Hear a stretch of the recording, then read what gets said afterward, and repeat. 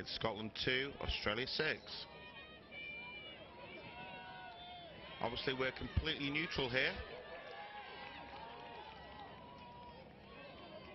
but as most fans of lacrosse, if they're not directly involved with either team, do tend to support the underdog. So apologies to our Australian fans if you feel there's a slight Scottish bias in this on this side, but we're here in Manchester, the World Championship 2010, in effect what is the quarter-final. There's David Gill on the ball.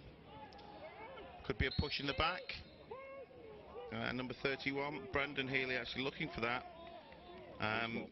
There's no time-serving penalty as a loose ball, so it's just a loose ball push. Possession goes to Scotland. Well, they started the game with an emphatic goal. They finished the first quarter with a nice finish, and that kind of has buoyed them here. And if they can just get something to drop for them here, then they're right back in it. Nearly prophetic again there, Ashley. As you were calling what could happen, he beat his man to goal, got the shot, but just shot it wide right. Good pressure by Australia, doubling the ball. There was an open man there, but you just couldn't find him. This is much better defensive play by Australia, putting some pressure on the ball. That's Brendan Healy to his brother Ian. No relation to the famous Australian wicketkeeper. And again, unfortunately, that's a cricket reference for our American fans. Well, not our fans, but the fans of lacrosse in America.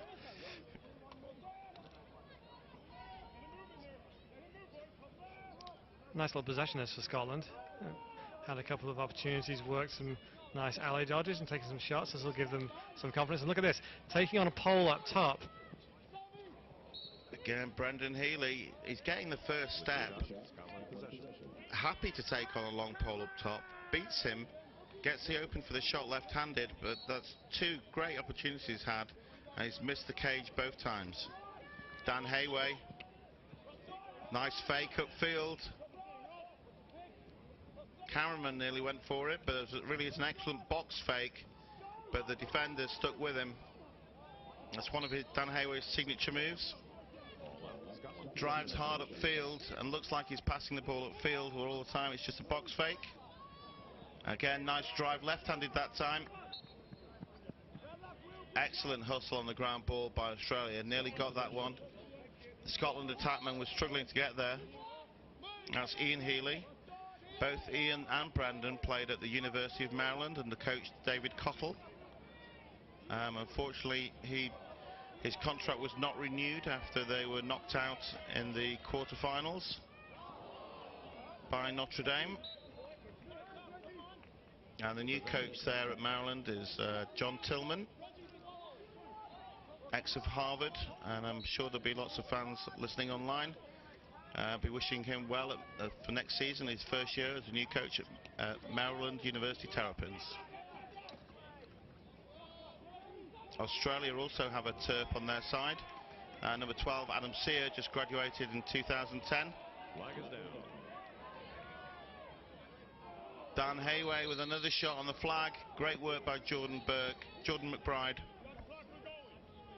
Scotland got a sustained period of pressure here, taking a number of shots. It's very important that they get something from this. It's the goalkeeper, Sam Williams, who's taking that penalty. Steve Mackey's coming on, number 24.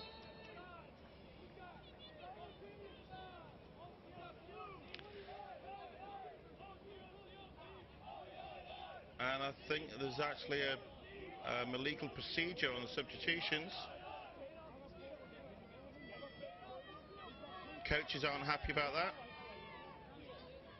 So there's simultaneous penalties, which means both penalties will have to serve.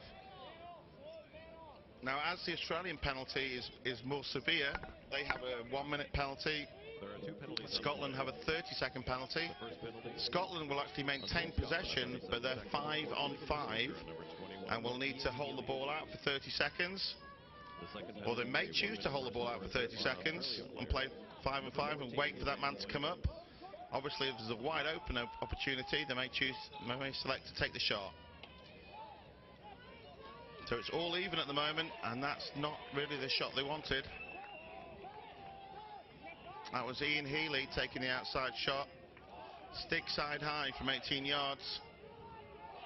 And now the Scotland player is releasing the penalty, and so Scotland are actually man up but no longer have possession. As a coach, Ashley, what would you be saying at this point?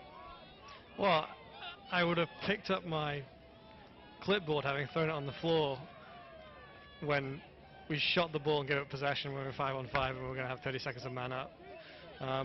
But now you're in a hard ride. Well, they were. I'm sure that this penalty is close to expiring. And Scotland didn't pressure the ball then. But, you know, impressive second quarter so far from Scotland. They've maintained the pressure on Australia. They haven't allowed them to get out of jail for free. But no goals. And, you know, that's what ultimately is going to come back to haunt them. Yeah, penalty is now released. So it's 6-on-6, all even. And Steve Mackey is just sitting back. Now, Scotland have been playing a soft ride. All three attack players drop back to the halfway line, so Australia can possession the ball as long as they want, but then they collapse as the players. This should be happening now. And doubling the ball. There's a call. Timeout, Australia.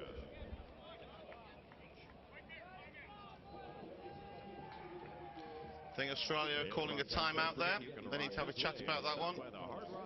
So with Australia timeout, with Scotland 2, Australia 6. Well, it's a moral victory. If you have the ball for so long that when your opposition finally gets it, they call timeout, then you're making some progress. But no goals. You know, you'd think if Scotland could have cashed in for 1 or 2 there, then you know, the momentum of this game really radically shifted. I think you're right. With it's actually a much better performance. The nerves seem to have settled down. John Kenny there, the head coach, with his back to us, very calm demeanour. And some of our international lacrosse fans may recognise Mark Hodkin, the assistant coach at Scotland, an ex-UNBC player. Actually made the All-World team in 1982 for England. Tell you what I do like, Dave, and that's Scotland attacking long sticks, particularly from up top. If you can take on that first long stick and force a slide, the chances are that you're either going to get 2 long sticks dragged upfield and you can push the ball down away from them quickly, or you get a short stick who's not necessarily the most effective second slide. And it sends a message to the Australian team that, you know, we really don't, we're not over-respecting you, yeah, you know, and your name players. A very positive sign for Scotland. As you say, unfortunately, there comes to a point where you actually, for all the hard work, you need to get the reward, and Scotland just haven't been able to finish those shots yet. And with Australia, while you can maintain possession, it's great to, their attack may get frustrated and get tempted to force the ball when they do get possession, but as long as they're 4 goals up, that pressure isn't really on. Shot straight into the midriff there. Matt Garnsey with a shot from 10 yards. Anson Carter forcing the ball. Down to number 25, the long stick for Scotland. Clearing the ball. Nice inside-out move there. That's Rory Marston for Scotland.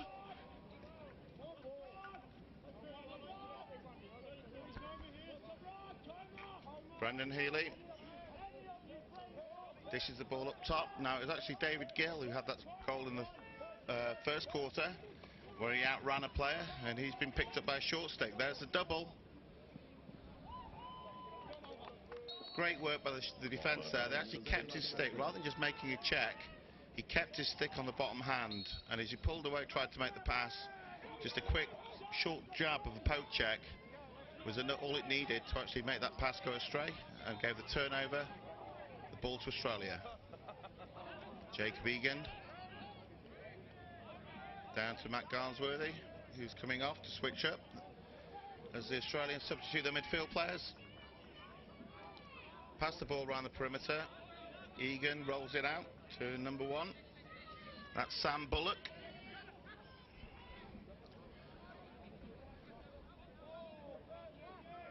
Again, Australia content to pass it around the outside, looking for the matchups. Carter, I think that's the 3rd time around the perimeter. Nice lift check there by number 15. It's difficult to feed when you've got a stick on your bottom hand. Egan to Brown. Brown,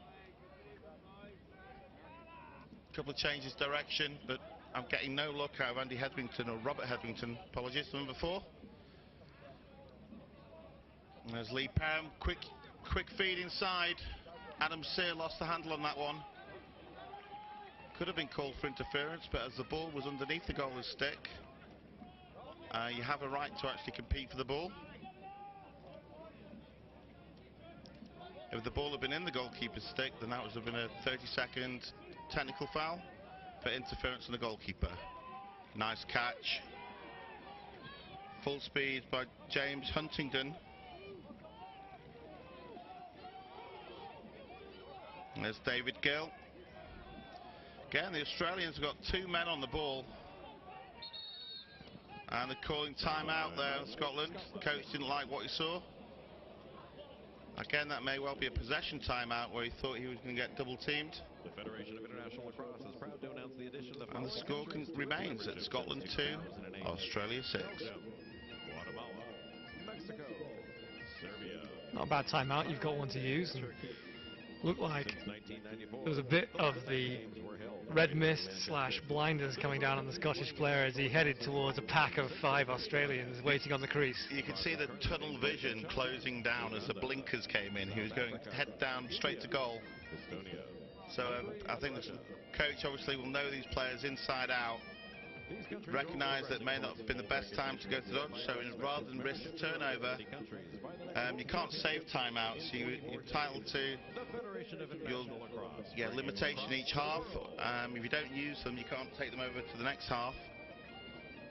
So it's much better to use one that may not be the best opportunity, but if it saves you possession, you never know when, it could make all the difference at the end of the game. And again, after that terrible first quarter start, Australia, second quarter, matching Australia all the way. Scotland are matching Australia all the way. It's interesting you call timeout there in an unsettled situation. It just reflects the fact that they're having real joy in settled 6 on 6. They get shots, they can move the ball, they can take on long sticks. And as they grow into this game, that is going to be big for them. I mean, that was one of the key points in the Germany game, was Australia got out to an 8-1 lead, and Germany panicked and tried to score 7 goals all at once. And the more you force it, the more chances you turn over and concede more goals. Japan, alternatively, actually got ahead of Australia, and it was Australia that was under pressure. Now, if Scotland can just maintain their composure and slowly, score 1 goal at a time and claw their way back into this game, then it can turn things around. It could be Australia that's under pressure. John Tukurua takes the big hit and goal.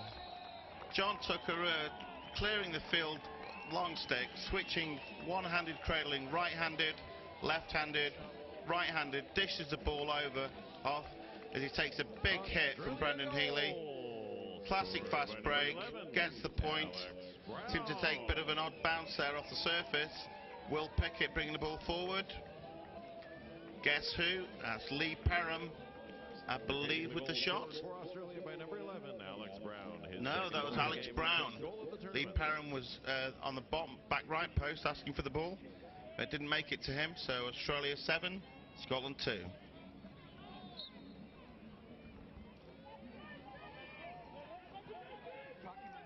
Darren Nicholas with the face. Again, running right through the middle. Needs to take the body. Dish inside and goal. Back-to-back goals for Alex Brown. This time with the assist of Darren Nicholas. Well, Scotland contained Australia for a while this period, and had a foundation with which to build a way back into the game. And 2 quick goals, like a pressure release valve. Australia escape the Scottish clutches, and now 6 goals, looking a little bit more comfortable.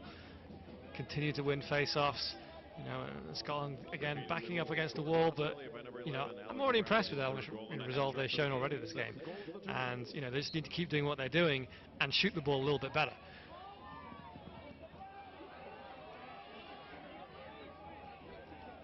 Tremendous face there by Scotland. Won the ball going forward. Tried to just flick the ball going backwards, but overshot his wingman. Fortunately, number 19 for Scotland, that's Conor McLaughlin, comes up with the ground ball. As the Scotland team substitute their defensive midfielders off and bring on their offensive. David Gill on the ball, matched up with James Watson-Galbraith. Shot left, wide right. Scotland retain possession. Dan Hayway to bring the ball on the sideline.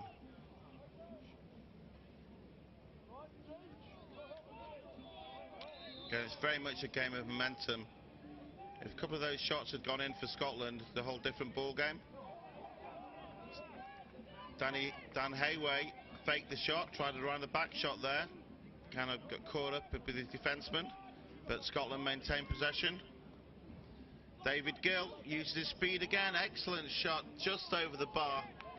He's got a great first step, but unfortunately that shot just went over the bar, and again Scotland not backing up.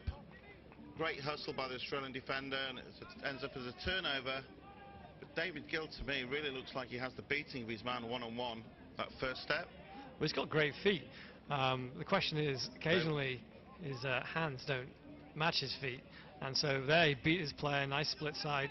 But it took 3 steps before he really got his hands set and ready to, shoot the ball. And by that time, the angle is so obscure that not only do they not get the shot on target, but the Australian defenseman makes a veteran move at the back and just jumps into the back of the GLE, and they back up that ball and get the possession. That's Allen on the ball, pushing it behind to Perham. Again, good cut through. Australian team look like they've got the confidence up.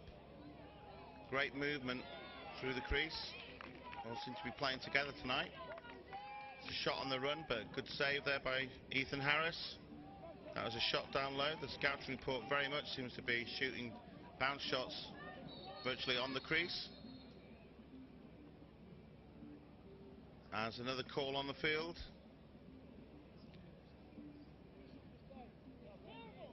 Referees having a bit of a discussion.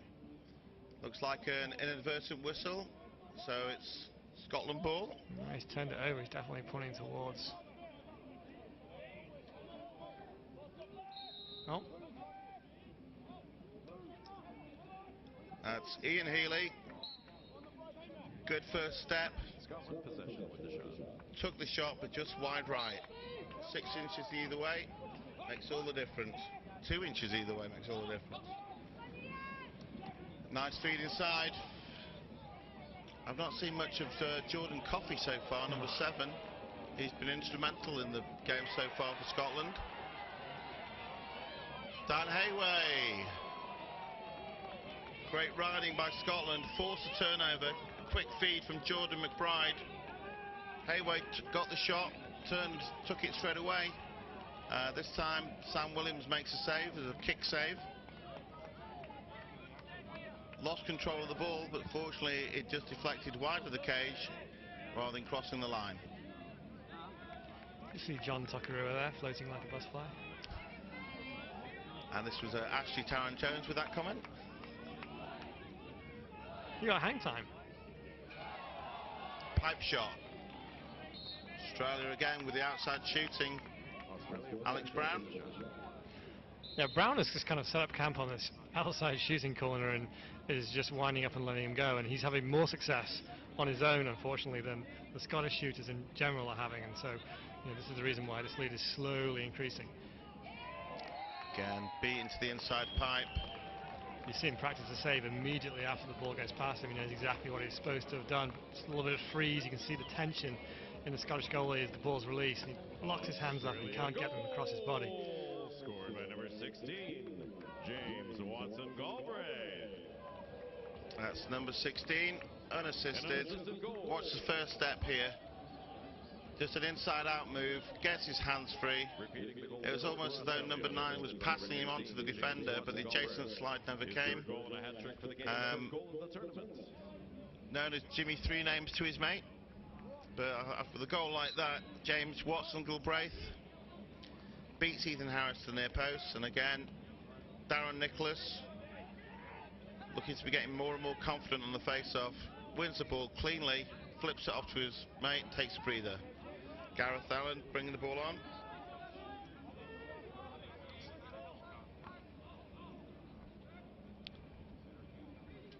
And here we have, looks like Parham again. Off to Alex Brown, Jacob Egan.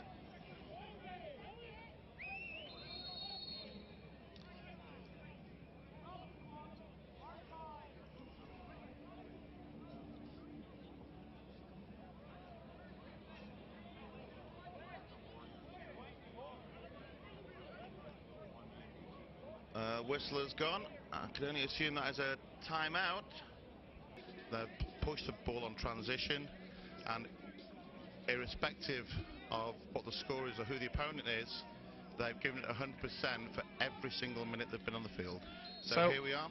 Here we go. It's Scotland 2, Australia 9, with 3:57 left. We're off again. Well, I don't know how long that quarter. I don't know how long that break was, but I reckon it was about 45 minutes or so. Yeah, it started on time. The forecast was to start at 22 minutes past. It was an hour apparently. So we managed to fill an hour. Congratulations, everybody. Good job. And I don't think any of you got too bored. And yes, we have replaced one of the matches. We put the wrong match up. Australia-Germany is now being replaced. And we're also working on the Wales-Netherlands, where we made a bit of a mess up. If you do download a replay and the quality is really bad, it's just that one of our computers does struggle from time to time. And there's a goal. Adam Sear, obviously this large delay can impact on how the teams actually manage that delay. Scotland caught a bit cold-footed there, flat-footed. Adam Sear drives in, steps away from his man, takes his shot, off stick side low, and that's Australia 10, Scotland 2. Adam Sear, number 12 from Western Australia. Repeating the goal scored for Australia. Rodney Sear is actually general manager of the Australian team, his dad. And he puts Australia straight back on the scoreboard. Yeah. 2:41 left in the half. Oh, what a save!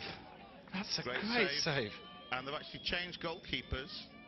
Sam Williams started the game. Obviously, having warmed up once and then got cold, he may be stiff. So they've started with Steve Mackey, who was on the bench.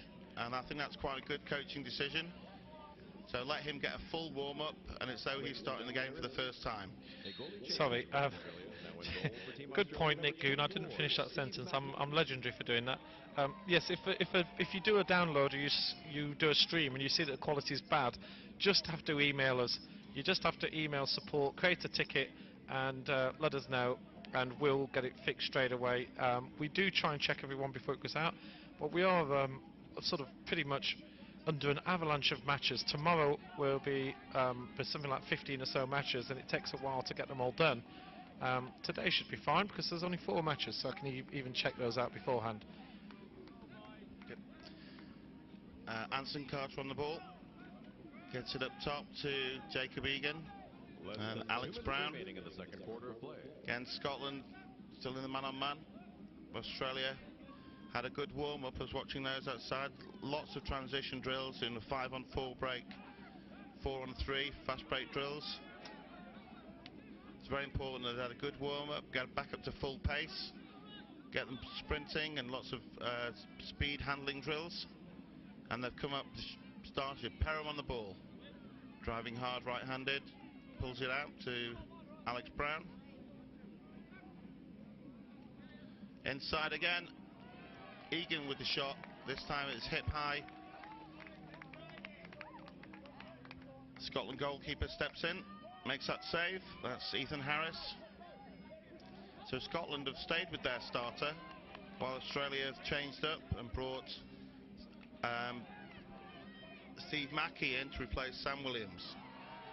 Nice play there by Scotland, splitting the Australia defence. And we're joined now with Ashley Talling-Jones.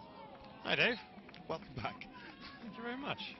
I understand you had lots of fun during the break, replaying the whole of the tournament. I spoke for a while about stuff. Great job there, Ashley. What I was going to say is, you know, with this small chunk of time in the second quarter left, and you were hoping from Scotland's perspective that they could cap Australia at the 8 they had. and that would have set them up, nicely for the second half. It hasn't gone that way. Now we've got 12 seconds left, and Scotland really need to dig something out right here, and it's not going to be easy because they've just shipped possession. Looks like we're going to run out with a 10-2 half-time score. High and wide there, look for one last chance, a crossfield pass to Anson Carter. They overthrew it, and that's half-time.